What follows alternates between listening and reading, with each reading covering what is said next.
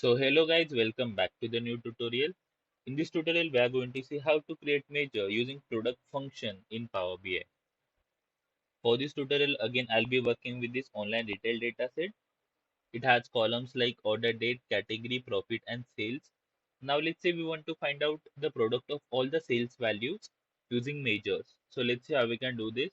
For that, go to report pane and over here in the data set, just right click on this data set and click on new measure. And over here, let's give it a name. Let's say product sales is equal to, we'll be working with product function and the column is sales, and just hit enter. And as you guys can see below our data set, one new measure has been created with the name product sales. And if you see carefully, there is a calculator sort of symbol which states that product sales is a calculated measure. Now just select this,